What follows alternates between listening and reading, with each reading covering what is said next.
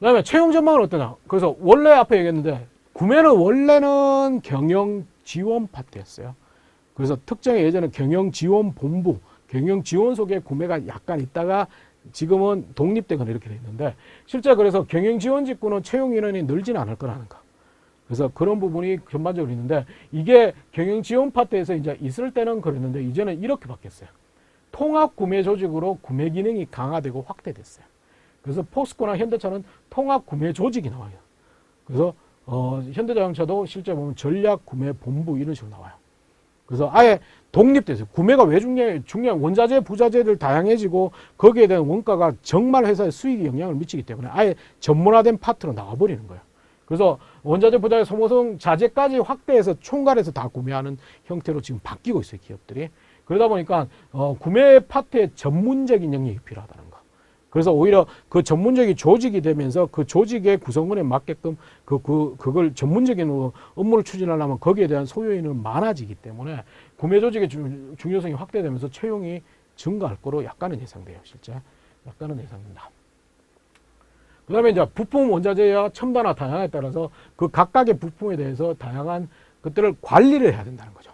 얘기했듯이 한두 명의 관리가 전체 부품을 다 관리할 수 없는 거잖아요. 그죠? 실제. 그래서 구매 파트도 각각의 특성에 따라서 나누기 시작한다는 거. 너는 전장 부분, 너희는 실제 기계 부품, 너희는 전자 부품, 이런 식으로 막 나눠버려요, 실제. 그럼 거기에 따라서 가는 거기 때문에, 그럼 그 각각의 파트별로 담당자가 있어야겠죠. 그리고 그게 규모가 크다면 그게 파트별로 팀이 있어야겠죠. 그렇기 때문에, 그런 부분이 강요이기 때문에 거기에 대해서는 채용이 좀 늘 수 있다. 그리고 이제 완성차 업계는 모듈화가 가속화돼서 역할이 확대될 수 있어요. 이거는 모듈화라고 해서 실제 현대차뿐만 아니고 모듈화라는 건 실제 보면 예전에서는 현대차에서 모든 걸 조립했어요. 그러니까 핸들도 가져와가지고 핸들도 처음부터 꽂고 기어 꽂고 이게 다 했는데 요즘에는 아예 모듈화가 돼요. 모비스나 다른 협력업체에서 모듈화가 와요. 그러면 핸들 자체가 그 연속 연결되는 모든 것들이 한꺼번에 모듈사에서 조립해서 와요. 그럼 그걸 꽂기나 그러니까 현대차의 생산 라인이 좀 간소화가 되겠죠. 그래서 모든 게 모듈화로 되다 보니까 여기에 대해서 실제 보면 현대차 쪽에서는 인원이 줄겠지만 나머지 부품이나 그런 그 모듈사에서는 굉장히 많은 숫자가 늘어난다는 거예요, 실제. 그 다음에 회사 이익이나 원가 절감의 핵심 인원이기 때문에 이게 굉장히 중요한 부서예요. 그래서 핵심 인원이기 때문에 지속적으로 확대될 것 같다. 그래서 뭐 핵심 인원 채용으로 부정적인 시각도 있긴 있지만 조금은 뭐 늘어날 것 같은데 이게 좀 애매한 게 이게 신입사원이 하기가 조금 영역상 애매한 직무예요. 그러다 보니까 경력직 또는 사내 충원 형태로도 많이 진행되고 있어요. 그래서 신규 초능보다 왜 이제 부품의 지식에 대해서 모르니까. 그래서 채용 공고를 보면 구매 자재 잘 안 나와요, 실제. 그래서 그런 부분이 약간은 있다는 거. 그래서 그런 부분이다. 근데 전체적으로 이제 트렌드는 이게 전략 구매가 독립되면서 구매 파트가 굉장히 중요하기 때문에 구매 파트의 인원은 계속 늘 수가 있다. 단, 아까 해서 구매 자재라고 보면 자재 파트는 그렇게 늘 수 있는 입장은 아니에요. 왜? 자재는 생산해서 피드백하고 이런 쪽에 피드하고 이런 쪽이다 보니까 자재에 대해서는 역할이 극히 제한적일 수밖에 없겠죠. 구매가 잘 구입하고 잘 갖다 주는 게 중요하고 여기는 관리하는 거잖아. 그러다 보니까 자재 쪽에는 구매 파트는 철저하게 사무직, 정규직 중심이고요. 그 자재 쪽에서는 엄밀히 와서 정규직 뭐 사무직 이외의 생산직, 기능직 사원들이 있다는 것 같이. 그래서 그런 부분이 있다는 거. 그러다 보니까 자재 창고에서는 인원이 확 늘기는 좀 힘들어요. 자재 쪽에서는 자재 관리. 근데 구매 파트는 그 중요성이 계속 확대되다 보니까 거기에 대한 인원이 늘 수 있는 입장이다. 그렇게 이해하시면 돼요. 그래서 그렇고. 그러면 구매 조달 파트에서 취업을 하려면 어떻게 해야 되냐? 첫 번째는 구매 조달 특수성을 좀 이해해야 돼요. 이게 어떤 영역인지를 좀 명확하게 이해해야 돼요. 단순히 구매만 기획한다는 거. 거기에 세부적으로 협력업체 육성부터 시작해가지고 외자구매, 그 다음에 내자구매, 거기에 대한 부품 국산화, 이원화, ODT, 뭐 엄청난 것들이 많이 숨어 있어요. 근데 친구들은 단순히 사오면 끝 아닙니까? 이런 식이 된다는 거. 그래서 좀 세부적으로 디테일하게 살펴보라는 거. 이거는 뭐냐면 실제 각각의 회사의 채용 홈페이지라든지 아니면 NCS 가면 거의 구체적인 게 디테일하게 설명이 돼 있어요. 근데 NCS는 얘기했듯이 생산 관리 파트 안에 들어가 있다는 거. 그래서 거기에 보면 각각의 영역이 어떤 일을 하는 건지를 좀 꼼꼼하게 한번 살펴보라고. 살펴보고 거기에 대해서 목표를 좀 세워야 되는 거. 그리고 목표를 미리 세워놓는 것들이 의미가 있겠죠, 이거는. 그다음에 두 번째는 제품의 서비스에 대한 기초적인 이해는 돼야 된다. 전문적인 지식이 아니더라도 내가 거기에 관심이 있다. 내가 여기 뭐 그 앞으로 어떻게 배울 거다. 이거는 좀 약간의 그거 마인드는 좀 가져야 된다는 거. 그다음에 지원회사에 대한 구매 형태에 대한 계략적인 이해예요. 그래서 이거는 뭐냐면 전문적인 분석이 아니더라도 지원회사가 어떤 부품을 쓰고 부품이 도대체 어느 정도고 그 부품의 특성이 어느 게 많으냐. 그런 것도 좀 기본적으로는 좀 분해해 봐야 되지 않을까요? 마냥 그냥 아니고 실제 보면 이 제품은 여기는 고무를 많이 쓴다, 뭘 쓴다 이런 것도 약간 분석을 해야 되고 이걸 실제 외국에서 많이 사온다, 국내에서 많이 사온다 이거는 좀 분석을 해야 되는 기본적인 분석을 하라는 겁니다. 너무 어려운 분석은 아니더라도 그렇고 자기소개서로 들어가면 이거는 단순히 내근직 성향을 가진 데는 아니에요. 협력적 고객 소통력이 중요해서 적극적인 도전이 있어요. 왜겠죠? 아까 업무적으로 얘기했을 때 전부 다 이제 예전에는 그냥 내근에서 원가하고 이런 게 막 원단이 뭐 원가 조정하고 이런 거였지만 아까 말씀드린 협력사 실사도 나가고 협력사 분석도 해야 되고 협력사 육성도 해야 되고 외자 구매, 내자 구매 이런 것도 해야 되고 그러면 우리 회사의 연구개발도 뛰다녀야 되고 생산 관리도 뛰다녀야 되고 굉장히 능동적으로 가야 되는 부서예요. 가만히 앉아서 원단이 그냥 숫자로만 계속 논리를 한다면 사고 나겠죠. 그래서 오히려 차분하다 이런 이미지보다는 오히려 적극적이고 도전적인 성향을 가졌다는 걸 강조해야 돼요. 그리고 소통도 얘기해야 되고 이런 것들을 필요하고 그 다음에 지원 직무와 연관된 치명적인 단점을 언급하는 절대적으로 특성상 융통성이 많다. 부탁을 거절 못한다. 이렇게 얘기해버리면 굉장히 위험해진다는 거. 융통성이 많다는 것은 엄밀해서 업체하고 짜고 비리를 만들 수 있다는 거고. 그죠? 부탁이 거절 못하는 마찬가지겠죠, 실제. 굉장히 위험한 거예요. 이런 것들은 왜? 구매 자재 파트의 치명적인 단점이에요. 그래서 이거는 절대적으로 자기소개서에 언급하면 안 된다는 거. 여기에 연관되는 비슷한 그런 사례라든지 경험도 직접적으로 언급 안 하더라도 거기에 비슷한 그런 사례나 경험도 쓰면 안 된다는 거. 그걸 기억하시고요.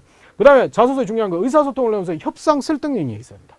그래서 극단적으로 내가 물건값을 깎거나 뭐 이런 것들 필요한데 극단적으로 이런 것도 돼요. 백화점 가서 물건값을 깎았다 정도의 정말 적극적인 설득 능력, 협상 능력이 있어야 돼요. 단순히 예산 부족해가지고요. 체육대 이런데 예산 부족해서 학교 주변에 있는 식당을 다녀서 설득했습니다. 이것까지는 안 돼요. 그래서 설득도 그러면 그 소재라면 설득에 대한 구체적인 방법. 실제 말로 설득하는 게 아니고 실제 우리는 거기에 대한 효과라든지 이런 걸 분석해가지고 체크리스트를 만들어서 보여줬다든지 이렇게 좀 적극적으로 구체적인 활동 그런 것들. 여기도 마찬가지로 백화점에서조차도 물건 깎았다 그러면 이 친구는 설득 능력 좋겠죠.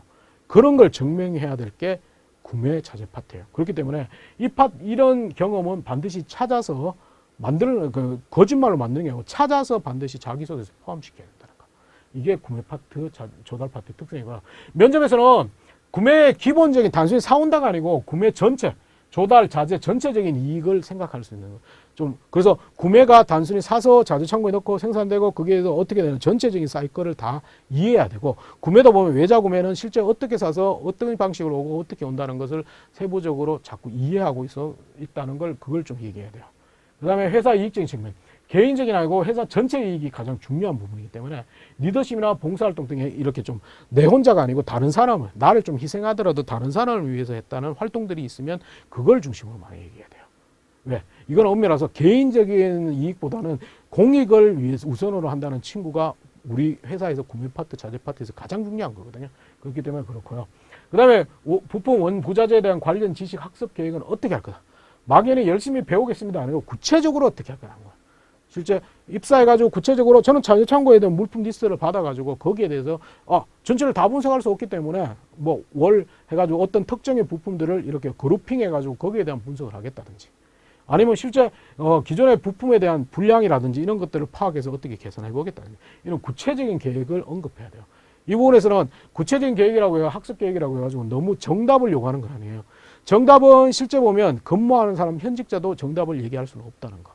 정답이 아니고 자기만의 논리, 자기만의 근거를 중심으로 얘기하면 된다는 거예요, 실제.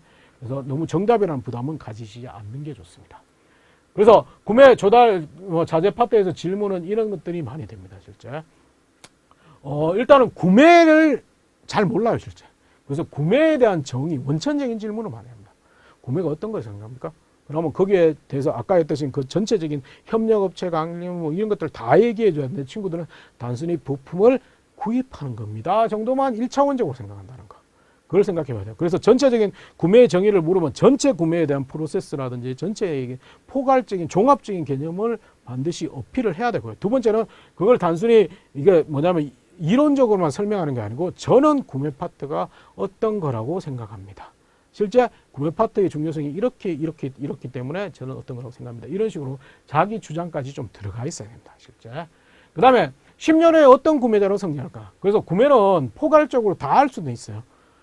기업 규모가 작으면 그 구매 담당자가 전체 부품이나 원자재를 다 가지고 올 수 있지만 그게 아님이라면 굳이 내가 전체 우리 회사 전체에 구매를 총괄하는 사람도 있습니다. 이런 얘기 하지 말고 차라리 구매 파트에서 좀 세부적으로 떼는 게 낫지 않을까요? 저는 엄밀히 와서 들어가서 실제 기계에 관련된 부품에 대한 구매를 하는 전담 전문가가 됐습니다. 이게 차라리 현실적이지 않을까요? 그럼 그걸 하기 위해서는 어떻게 해야 돼요? 그 기업에 대해서 분석해야겠죠. 그 부품이 뭔지를 알아야겠죠. 그래서 거기서 타겟을 가지고 오는 게 굉장히 좋다는 거. 왜? 근데 이거 굉장히 친구들은 걱정하는 게 이 타겟을 가지면 거기 보내는 거 아닙니까? 라고 하는데 그건 아니에요. 그건 아니고 들어오면 또 다시 바뀌고 여건이 바뀝니다. 그래서 거기에 따라 하는 건데 그렇게 타겟을 좀 좁혀놓고 그렇게 해놓으면 인사 담당이나 면접관 입장에서는 이 친구는 우리 회사에 들어오기 위해서 그것까지 분석해봤네. 이렇게 된다는 거. 근데 그게 타겟이 없고 포괄적으로 얘기해버리면 이거 하나 써서 돌리는구나 이래 돼버린다는 거예요. 그래서 그걸 좀 생각해야 돼요. 실제. 그 다음에 이제 제품이나 서비스에 대해서는 당연히 부품에 대해서는 정확하게 이해를 해야겠죠. 그죠? 거기는 아까 공부해야 되고. 그 다음에 구매관리, 자재관리의 차이점은 뭐냐? 얘기했죠? 구매는 실제 외부에서 사오는 데가 구매고 자재는 자재 창고에서 생산 라인 피드하는 게 구매다. 자재다. 그건 얘기를 했으니까 그렇고. 그리고 협상이나 설득 환경은 얘기합니다. 이게는 얘기 반드시 할 수밖에 없는 질문이에요. 그래서 그 경우는 반드시 찾아놓거나 해야 된다. 없으면 만들어야겠죠? 그 다음에 대표적인 원자재, 그 다음에 환율 유가에 대한 시장 환경에 따라서 원자재 가격에 따라서 우리 회사의 단가가 어떻게 될 거냐. 이거 묻습니다. 그래서 그거는 실제 뭐냐면 만약에 전선을 많이 쓰는 회사 같으면 동가의 유동에 따라서 달라지고요. 그 다음에 유가와 연동되는 거라면 또 그런 것들 다 생각해 봐야 돼요. 그래서 이거 아니더라도 뭐 이런 외부 환경, 시장 환경에 따라서 어떻게 바뀔 건지는 당연히 묻기 때문에 거기에 대해서는 전문적인 분석이 아니라 1차원적인 분석이라도 해야 됩니다. 왜? 물어볼 수 있어요. 이게 최근에 만약에 뉴스에 나왔다. 유가가 만약에 $30 밑으로 갔다. 이러면 우리 회사 어떻게 됩니까? 구매에서 어떻게 영향을 미칩니까? 생각해 봐야겠죠. 그건 물어볼 수밖에 없기 때문에. 그 다음에 자동차 물품 구매할 때 가장 중요한 고려사항은 이것도 구체적으로 편의 기능이라든지 부품에 대해서도 묻는다는 거. 그래서 그런 거. 그 다음에 이제 좀 어려운 본인의 가치를 금전적으로 해야 돼요. 왜냐하면 구매 조달 파트가 숫자를 자꾸 얘기하는 부서예요. 그래서 저 금전적인 표현을 하면 저건 반대로 본인이 희망 연봉이 어떠냐. 본인을 연봉으로 가치하면 얼마입니까? 이런 식으로 질문해요. 저는 코롱이라는 회사는 아예 자기소개 질문에 들어가 있다는 거예요. 실제. 근데 저기에 터무니없는 10억, 1억 이렇게 얘기하는 건 아니라는 거. 엄밀해서 가장 좋은 방법은 대졸 평균 전공자로 봤을 때 대졸 평균이 2,400 정도 될 것 같습니다. 근데 저는 A, B 등의 장점을 봤을 때는 그게 한 300만 원 올라갈 것 같고요. B, C 등의 장점에서는 저 200만 원 추가할 것 같습니다. 그래서 최종 얼마일 것 같습니다. 이 정도는 아니죠. 그 최종은 외부에 알려진 연봉의 플러스 마이너스 5% 정도가 났습니다. 그렇기 때문에 그렇게 논리적으로 답변하고 수치적으로 답변해야 할 게 구매 파트입니다. 그래서 그런 것들을 좀 생각해야 됩니다. 실제. 그 다음에 원칙이나 기준 엄격한, 이거는 얘기했죠. 정직한 것, 이게 굉장히 중요한 부서라고 했죠. 비리가 날 수 있기 때문에 이 경험도 무슨. 그런데 이 경험에서는 일단 남들이 많이 쓰는 경험은 안 쓰는 게 좋아요. 컨닝을 안 했다든지 뭐 이런 것들은 아닙니다. 그래서 이것도 경험을 많이 정리해야지 나온다는 거. 그리고 안전재고라는 개념 이런 것도 묻습니다. 이건 뒤에서 한번 설명할게요.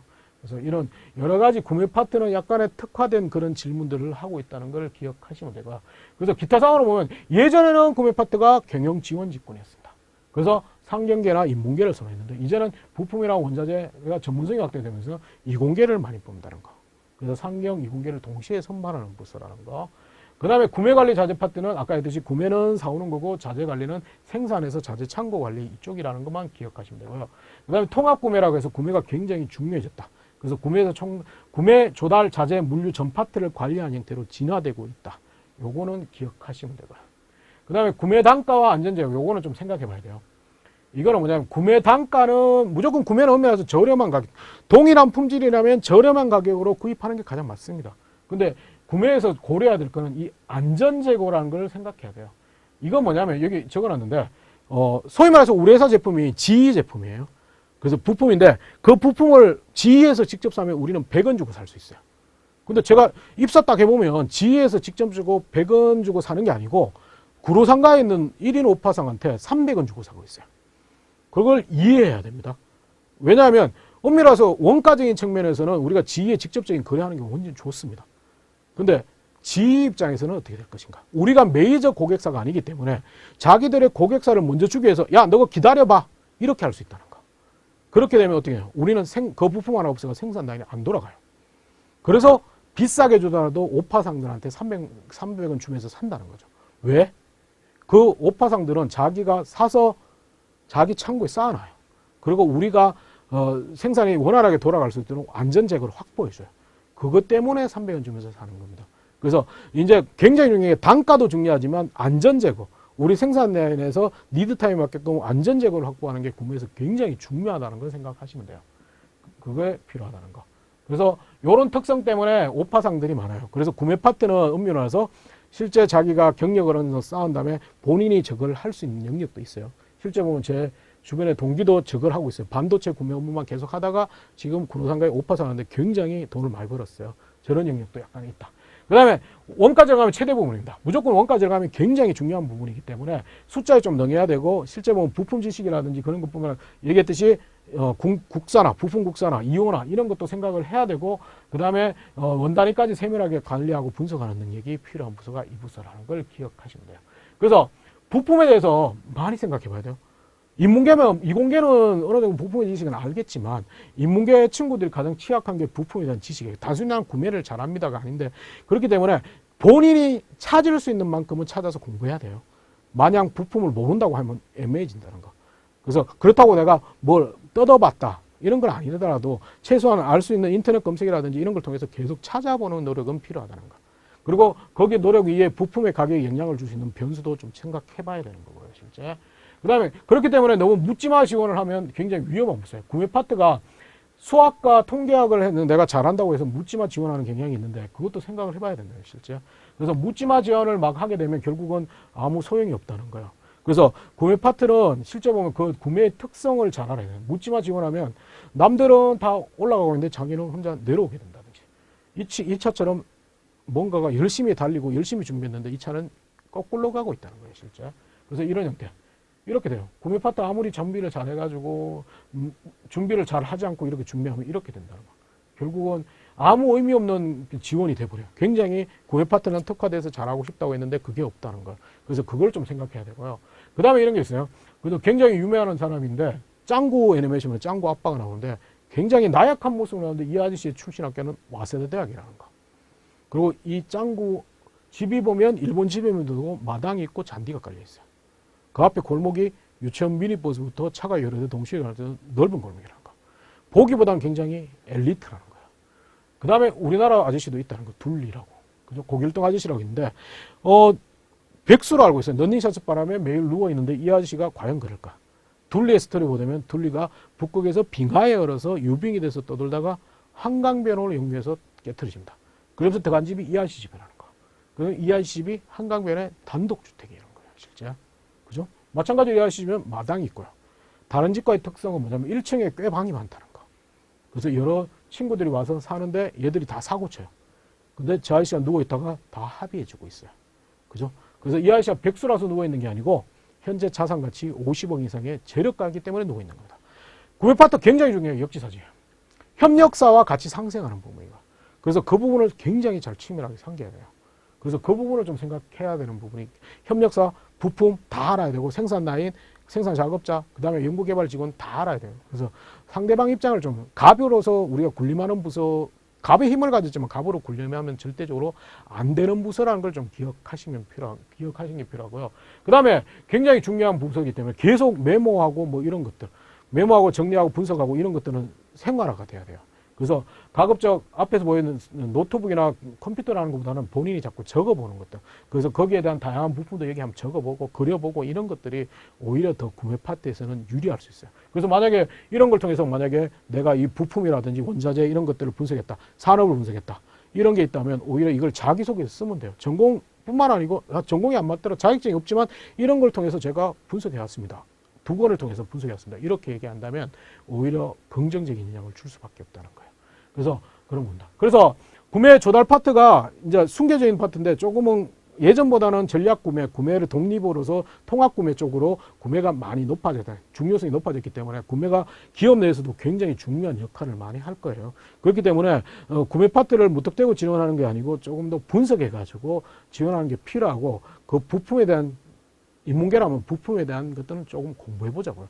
공부하면서 거기에 대해서 조금 안다. 그런 것들은 반드시 어필해야겠죠. 그리고 이공계도 마찬가지로 조금 더 깊이 있게 조금 분석해가지고 기술적인 분석이 조금 더 들어가야 될 부분이다.